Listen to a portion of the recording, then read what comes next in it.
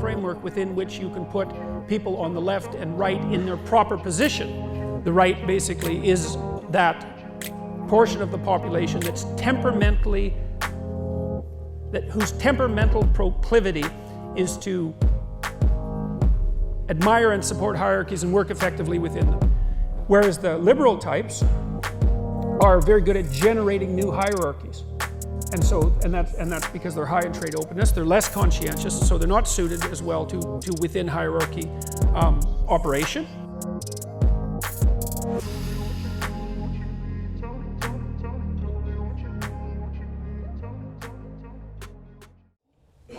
On the nature of political debate itself, and maybe deeper light on why temperamental factors might contribute to political framing and perception, because we know that people tend to vote their temperament, although there are other reasons that influence their political allegiance and their voting behavior.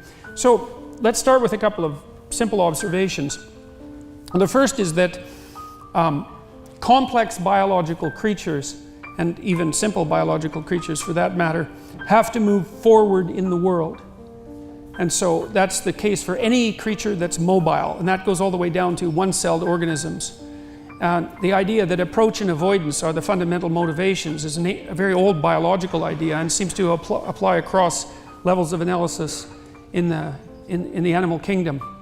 And it's true for us as well. And we have to move forward towards things because we have requirements. There are things that we require to keep us alive and to keep us wanting to be alive as well. And those are different things. And we move forward towards things that we value. So there's two propositions there. The first is that we have to move forward because there are things to move forward to, because there are things we need and want. And the second is that to move forward towards something is simultaneously to value it. And so one of the implications of that is that we always live in a framework of value. There's no escaping that, and that we're moved forward. I detailed this out quite substantially in my book, Maps of Meaning, but we're always at a place, and we're always moving towards a place that in principle has some advantage over the place we're at. Otherwise, why move towards it? And so what that means is that there's no life without value. At least there's no human life without value. Out of necessity, and also not only out of necessity at the physiological level, but also out of necessity at the psychological level, because another thing that you might point out, that I think is usefully pointed out, is that not only do you have to move from point A to B in life, but point A is often a very difficult place to be, because we're fragile and bounded and mortal and limited, and because we know that. And so one of the implications of that, as many great religious traditions are at pains to illustrate or demonstrate or proclaim, is that life is essentially suffering. And I believe that to be a fundamental truth. But perhaps not the most fundamental truth, because I think the most fundamental truth is that despite the fact that life is suffering, people can transcend that. And partly the way they transcend that is by pursuing things of value. And so that if there is no value proposition at hand, then you have no meaning to justify the difficult conditions of your life. And that's brutally difficult for people. You know, Nietzsche said, he who has a why can bear any how. And you see, and I've certainly seen this as a clinical practitioner, that people who have no purpose in their life are embittered by the difficulties of their life. And they become first bitter, and then resentful, and then revengeful, and then cruel. And there's plenty of places to go past cruel. That's just where you start if you're really on a downhill path.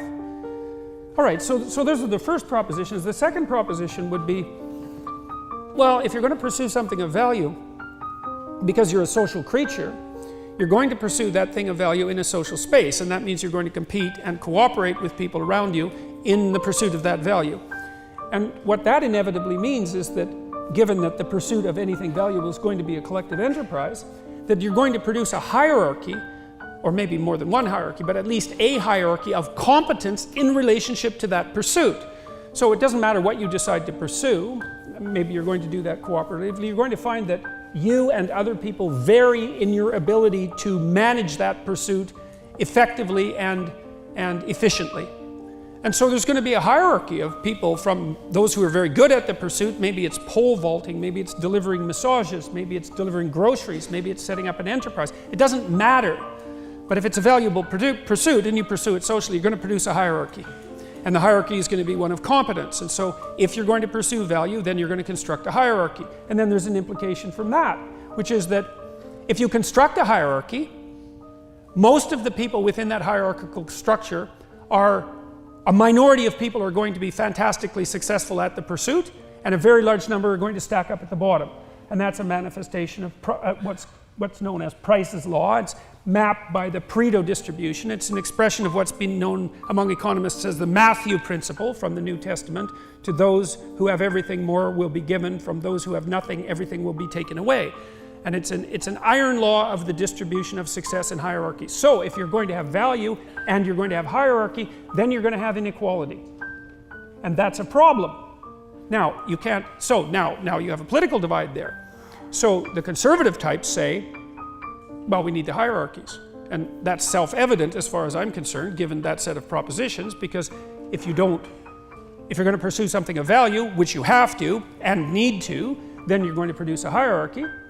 So if you demolish the hierarchies, you demolish value itself, and that's not a tenable move. The left wing, though, says, and to their credit, yeah, but you have to be very careful with your hierarchies because they tend towards inequality of distribution. That's one problem. Once they're established, they always also tend to a form of tyranny, because once a hierarchy of competence has been established, it can be invaded by people who use power as the means to attain status in the hierarchy. And that can corrupt and destroy even the entire hierarchy. So you have to be on guard for that.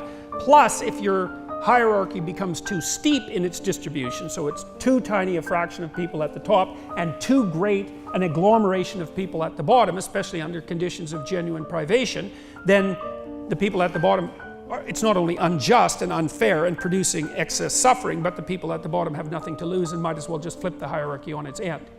And that's not a good way to produce a sustainable society. You don't want to put people in a position where they have nothing to lose, especially if you have something to lose, but also just with regards to principles of like fairness and justice, let's say.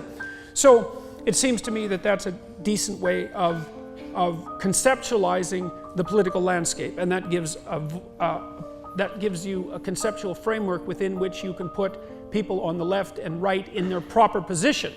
The right basically is that portion of the population that's whose temperamental proclivity is to admire and support hierarchies and work effectively within them. And that's actually the personality traits that make up a conservative, because conservatives by temperament are low in trait openness, which is a creativity dimension that's associated with lateral thinking. It's not, I would say it's very environmentally underdetermined. It's a biological predisposition, especially with regards to creativity, and high in conscientiousness. And the conservative temperamental types make very good managers and administrators. That's how they manifest themselves in the world. Essentially, if you set up a hierarchy and it runs algorithmically, then the conservatives will do very well in that structure because they can implement an algorithm and they're very good at implementing. Whereas the liberal types are very good at generating new hierarchies. And that's because they're high in trait openness, they're less conscientious, so they're not suited as well to within hierarchy operation. But in a functioning economy and in a functioning democracy, I would say, you need both types. You need the liberal types to establish new territory and to put out new values so that new hierarchies might be organized, so that effective movement towards those ends might be instantiated. And you need the conservatives to actually implement the processes. And so a society of only conservatives becomes static, and that's not good because the environment transforms and you have to keep up with it.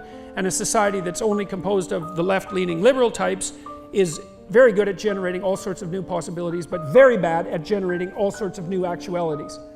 And so we should be, first of all, cognizant of the fact that hierarchical organization is inescapable if you're also going to pursue value. Second, that if you produce hierarchical structures, that you're going to produce inequality inevitably, and there are negative consequences as a function of that, and that both sides of that equation, let's say, need a voice because both of those functions are valuable, necessary, but also at odds with one another, and at permanent odds, because it is the case that you need hierarchies, because otherwise you have nothing to do. And it's also the case that if you have hierarchies, then the poor will always be with you. And that's a chronic functional problem that has to be addressed. And that's the proper place, I would say, of the left.